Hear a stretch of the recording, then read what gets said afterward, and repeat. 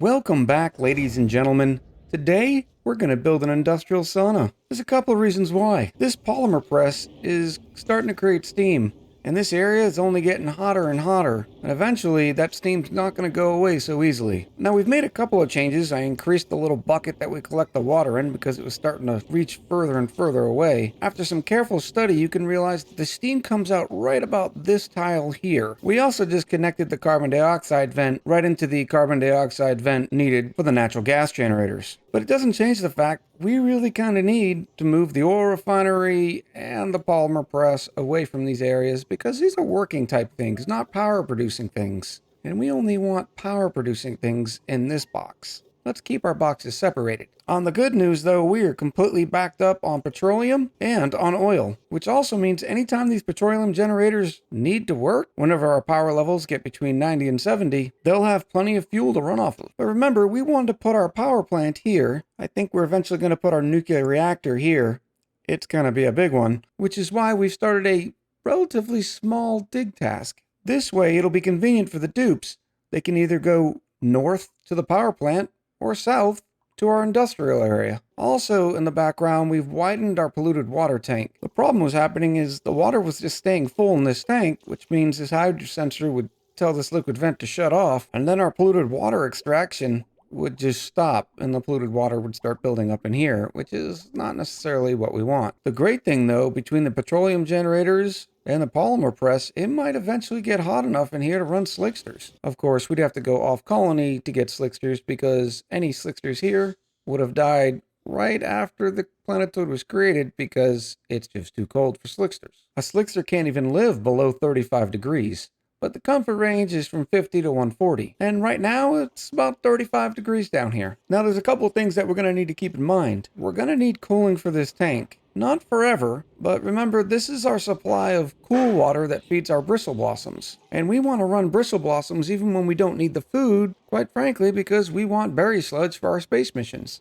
So we're going to need to provide some cooling for this, especially now that we're getting rid of the cold environment that these doors were siphoning to put into the water tank. We also need to provide cooling for our deep freezer. We need our deep freezer to keep our food from rotting. Already we're starting to see some rotten gristleberry here and there. We take it, we put it in the water so it doesn't go off, but that's not what we want to do. We've also discovered a problem with our setup here. Well, our rad bolt generator is in a great position to catch radiation. Right now on the tile, it's about 185 rads per cycle, which is great. Except whenever the timer goes off and tells the rad bolt generator, hey, time to spit some more rad bolts into the materials study terminal, half the times there's a shine nymph in the way and it ends up killing a shine nymph. So it takes a few cycles. This won't be a problem once we get the newly invented rad bolt joint plate. Really looking forward to that. It's going to make a lot of our systems and our designs work much better considering we'll be able to get rad bolts from one side of a wall to another. So I'm not sure exactly how this new design will look, but for now it's getting the job done, just sometimes at the expense of a shine nymph. So let's let our dupes finish this digging out and then we'll start designing what our industrial brick is going to look like. And it's a good thing we are building our industrial brick. Unfortunately, our coolant has lasted about, I'm guessing, 300 cycles, but after all the circulation of the coolant, it's now intaking at about 71 degrees. So we get this disastrous mess whenever you're trying to make steel. Not too bad though. All said and done, it gave us about 12 tons of steel, a bunch of gold, a bunch of copper, a bunch of iron. So I'm pretty happy with how it performed. All that's really left to do though is deconstruct it. So we're in the redesign of our materials study area, and it's going to be somewhat of a challenge to make sure none of these shine nymphs get out. I don't want to lose them. Right now, even after a lot of them have plummeted to their death due to an errant radbolt shot, we still have 18 in here. But my idea is we're just going to cinch them all right up in this area right here, put a pneumatic door here, and then just have our radbolt generator sitting here. We'll see how it goes. While we work on that, looks like it's new dupe time. Came across this trio, and it looks like the name of the game is digging, and as a matter of fact, we need somebody else with some more digging. I really like Gene. They're a supplier digger with mole hands and a small bladder. Very nice. Hassan's not bad. Abe's not bad as a digger rancher. But what's interesting about Dave is he has one of the new attributes. He gets an attribute bonus while he's alone, plus 4 bonus to all attributes whenever he's, by himself. This would be a really strong trait for a pilot. But let's head back to the power shell and see what dupe we get. Dupe number 2, Ol Hassan. Hassan has early bird, which is pretty good. Supplier digger, not too shabby. And a great negative trait that's almost a bonus. Yeah, they can't really do artwork, but they actually get a higher morale bonus for average decor. Welcome to paradise, Hulk. I know we already have Dr. Banner, but I've been marathoning the Avengers lately and really enjoying the big green guy, so that's why we're giving him some love. I don't really want to make him into a builder digger because he's not going to be very good at building, and you don't want to just do something digging by himself. Let me show you why. For instance, in this example, a builder digger will go through, build the ladders, and do the digging. That way they have a better chance of not stranding themselves. If you just have somebody prioritized in digging but not building, well, they're going to dig over and then realize they're trapped. We try to offset this a little bit by always doing the ladders as well. That way they won't actually dig this out until they're ready to build the ladder, but we all know how dupes can be. So building and digging it is, but we're also going to throw them into some supplying and some storing. Yeah, that'll work. All the priorities. I also added in the last 3 shifts. This way we can keep 3 dupes to a schedule. Hulk is the first member of Shift 5. Congratulations, buddy. We've also ran into a small problem here. Because we're not using enough oil, the oil may have gotten a little too full. I think we can fix this with some simple automation. And here it is. We put a separate hydro sensor here, and it says, if the oil is above 800 kilos in this tile, send it through a NOT gate and turn this oil well off. Now we need to get to pumping some oil because this is redonkulous. It's even cracked some pipes because now the water in here is turning to ice because the crude oil is so cold and is at risk of overflowing into our nice little water tank. I'm pretty sure an oil well can't run when being supplied with oil. Look at that little guy right there wasting some space. There's actually an easy way to fix this. All we do is come put a block in here and remove it. It'll get rid of this carbon dioxide, and then the water will fill it up. And then on the other end, in order to give us a little bit more space, we're going to add another liquid reservoir just to eat into the oil that we overflowed on. Now we'll be storing 15 tons of crude oil. No big deal. Here comes Hulk now. Look at him go. Brand new dupe, doing what needs to be done. Wait a minute. Don't go anywhere, buddy. I really need you to deconstruct that. So here's our finished, revised setup. And I have to give a disclaimer. No shine bugs were hurt in the making of this system. Actually, that's a lie. A lot of shine bugs were hurt. They didn't want to move. So we had to cull about half of them. Not a big deal. We'll get our numbers back up there. As it stands, 18 shine bugs survived, including the eggs. And we're getting about 51 rads per cycle. Not too shabby. It will get a little higher. And we installed a sort of manual airlock as a backstop. Just in case the material study terminal is full, we won't be shooting rad bolts at any unsuspecting dupes. And here comes Wonder Woman. She removes the tile, and the water fills in. All right, the dupes have done a wonderful job cleaning this place up. Now for the framework. I think we're going to do it about here. We're going to leave 2 spaces, one for the steam turbine, and the other just for a little bit of expansion room, just in case. Let me see what I can come up with for the base design. I think this is a good start. We're going to double liquid lock it in because we don't want the very hot sauna to be interfering with our beautiful Rime cold temperatures. Because at this point, remember, a lot of our base and the heating and cooling is based on the environment around it. As soon as we start interfering with it, which it eventually will as time goes, we're going to have to update some systems. For instance, might be this one. All right, we're about at the point where we need to fill our liquid lock. Matter of fact, it's going to be as easy as just swiping over and allowing some of the oil to flow over here. What's going to happen is this vent's going to eventually fill, and then the oil is going to keep going across and hit this vent over here. Or I'm going to look away for a minute and we're going to have oil all over the planetoid. You pick which one. All right, the liquid was not getting overpressurized, so we just had to deconstruct it, but now we're just waiting for the second one to fill. This is probably a little bit of overkill. The 870 standard in the bottom and 555 in the second row. It's always Thor. Why is it always Thor? All you have to do is remove the wall in front of you, man. You're gonna go to sleep, aren't you? After you get done wetting yourself. Oh, there you go, buddy. Way to go. It actually wasn't Thor's fault. I should have realized I was building it one too long. And you know how I feel about this. Time to redo it. Little update on our rad bolt generator. We're now back up to 124 rad bolts per cycle. Not too shabby at all. The next step is going to be vacuuming this place out. We still have a little bit of the framework going. We're also extending our power spine. That way we have easy access to power. But we're going to siphon this whole thing, make it a complete vacuum to include our little liquid lock here. That way none of the heat transfers outside. And the reason why is because this oil can get hot and this oil can stay the same temperature because no heat will actually transfer because it'll be a vacuum in here. Very little amount of heat will transfer because technically it can transfer from insulated tile to insulated tile, but it takes so long we won't be playing this game anymore by the time the heat comes from this side over to this side. Our soon-to-be sauna is almost vacuumed out. There's still a little over 400 grams of miscellaneous gas in here. It takes a little longer when you have a space this large and only so many places to put it.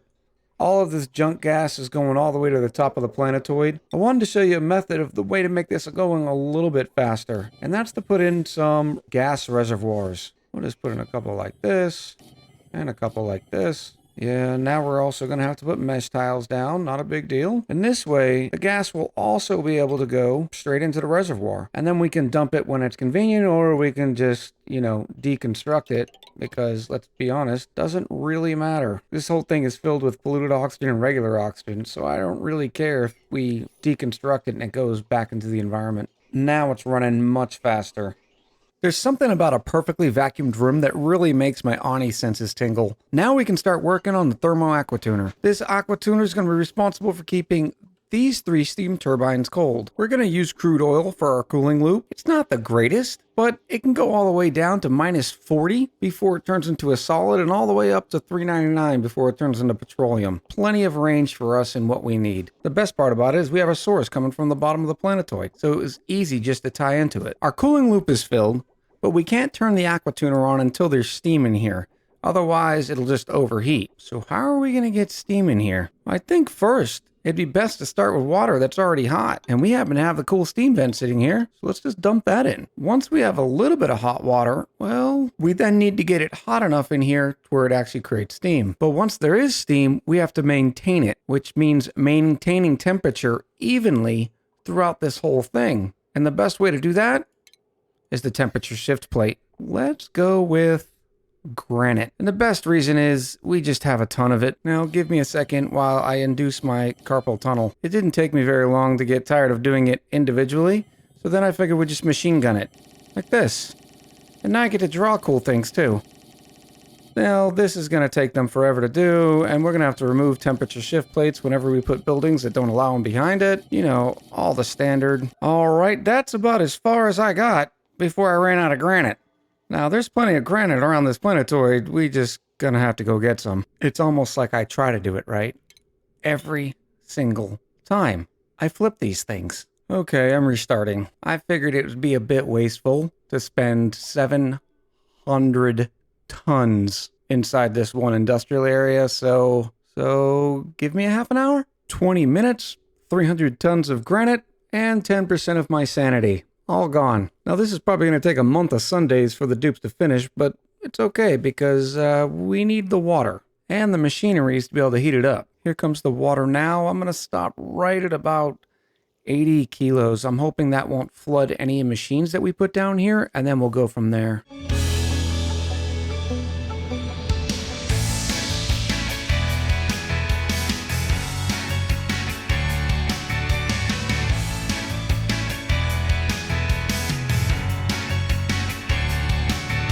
So I literally went to the store, went all the way to the store, came back. The dupes are still working on this. Eventually, we're just going to have to get more dupes. This is crazy.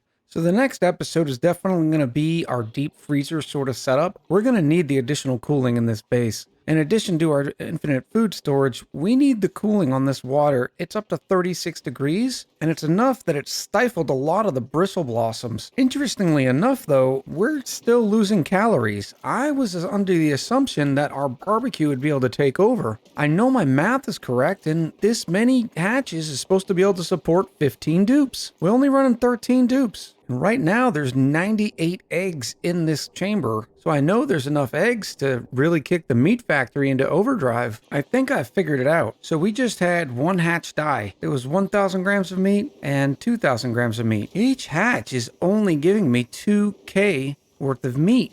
instead of the 3200 as standard. I'm not sure what's going on. Let me know in the comments below if you have any ideas. All right, we have oil starting to go into this oil refinery, and I ended up putting it on the outside for now. And the reason is, I don't know what I'm going to do with all that natural gas quite yet. The problem is, if I put it in here and just put one of our gas pumps up that said, hey, collect everything but steam, it would still get some steam in those pipes, and those pipes would end up cracking as soon as the steam turned into water. So for right now, we're going to leave the oil refinery on the outside. It's not a huge deal, because the oil refinery is only going to last until we put a petroleum boiler in, and then we'll have no need of an oil refinery. And if you might be wondering if you've never seen a petroleum boiler or anything like that, the reason is pretty simple that people build them. The oil refinery takes 10 kilos of crude oil, and then produces 5 kilos of petroleum. That means you're only getting 50% worth of petroleum.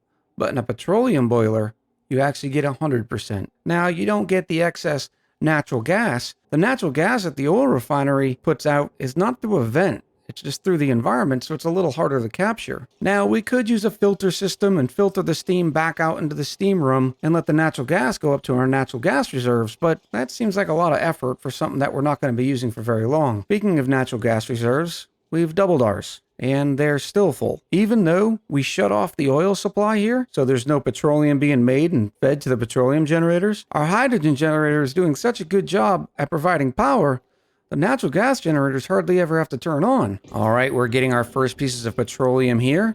That petroleum's going to make its way. Nice hot petroleum, by the way. All the way over to this beautiful polymer press, which I hope is going to create plenty of heat. Now, the water that we brought in is kind of warm, but all these temperature shift plates are going to need a lot of heat in order to heat this whole thing up. So it's going to take us a little while to turn this whole room into steam. Now, the great thing is the polymer press, when it produces that plastic, produces a little steam on top of it, and the plastic comes out super hot too. I figured while we're at it, might as well inject some more heat. Now, kilns don't do a lot, but at least it's something, right? And then right in line with our petroleum, we put a metal refinery. The metal refinery actually takes the petroleum in as coolant, and then pushes it down to the plastic press. This metal refinery is not staying here. It's just a way for us to generate more heat. We also resorted to using 2 polymer presses. Now, these presses are up to 81 degrees, but I have an idea that'll get this party cooking real quick. We're going to shovel some water straight through the metal refinery, and we're going to refine nothing but steel, which will get this real hot. Now, the water's going to come in and then go right back out the other side, so we're not going to do this a ton. We also need to make sure there's a little bit of water on these metal tiles, because otherwise this metal refinery would just overheat really quick because it's sitting in a vacuum. Oh yeah, that'll work great. And now we just queue it up for some steel, and hopefully we make some more steam. Now, the water's coming in at 26, so I don't think by itself it's going to be enough. Now, we could just loop this thing around and wait for it to burst in the pipes, because then it'll definitely be steam, but let's at least get the temperature reading when it comes out. All right, Supergirl's getting us our first batch of steel, and the water is coming out at 72 degrees. I managed to pause it right on some droplets. So that's only 50 degrees higher, which I suppose it's still heating this water up. All right, it's time to kick this into overdrive. We're literally going to put a liquid pump down here with the water and use it as coolant through the metal refinery, which will heat this water into steam. Now, it's going to crack some pipes here and there, but details. What matters most is that when those pipes crack, steam's going to come out. Another great idea I'm having is that petroleum's coming out of there at 145 degrees. Why don't we make this a radiant liquid pipe? That seems like a great idea. At least better than the way this one's going. Steam does come out, but it's very little. The rest just kind of gets eaten rather quickly because of all these temperature shift plates. If I could do a mad scientist laugh, I'd be doing one right now. This is gonna definitely work. I rerouted the radiant liquid pipes, so they're on the bottommost tile. There's no way this is not going to superheat that water now. Oh yeah, this petroleum is coming out at over 100 degrees. The water is quickly heating up. The water wants to boil. It's trying to boil. It's almost there. Normally it flips around 101, 102. We're so close. It's starting. Right now we don't have a steam room. It's more like a rain room, but we're getting there. We're getting there. Slowly but surely. Since our dupes have nothing but time waiting for all this to turn into steam, we've started putting in some of the guts of what our industrial sauna is going to look like. Now, we're using aluminum radiant liquid pipes for the coolant pipes on the metal refinery. Quite frankly, it's just got the best thermal conductivity. It'll really help exchange that heat with the environment. We have storage boxes that are going to hold each ingredient that we need For instance, this is going to be... Why are you overheating? Oh, because you still have water in your tank. Let's go ahead and empty that storage, shall we? These storage bins will hold all the ingredients. For instance, this is refined carbon, lime, and iron, because this metal refinery is always going to make steel. This one is going to create copper, gold, and iron. And this is our leftover. I think right now all it's going to be creating is aluminum ore. We have a couple kilns in here. For now, we'll leave the polymer press down here, and we're going to load all these coolant pipes up with the petroleum from down here. So far, so good. In case you're wondering what's happening, all this hot water and steam has to heat every single temperature shift plate, and that's why it's expanding out like this. If we zoom in, we can see that the steam is kind of getting to this point, but instantly turning, and that's because this temperature shift plate is only 97.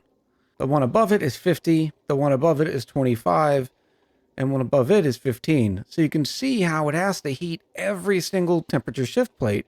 What makes it more difficult is, remember, temperature shift plates are 800 kilos worth of material. Well, based on this rate, it's probably going to take another hour of game time for me to really get it hot in here. So as much as I hate to not give you the finished product, I think you kind of get the point. During my next playthrough session, you'll be able to see this whole hot box actually being hot and maintaining hot. I really got to get to editing this video, and that way you guys can see it bright and early on Monday. So this was the meat and potatoes of everything we accomplished today. We did make some changes up here, and you can see it's now just a lot of carbon dioxide. I ended up liquid locking the entire room. That way we wouldn't have to worry about all the natural gas and the carbon dioxide trying to get out. So now it's just a dirty, disgusting power box. I guess that's what we'll go with. We added another layer to our natural gas reserves, and they're still kicking. But I hope you enjoyed watching this episode as much as I did making it, and I'll talk to you soon.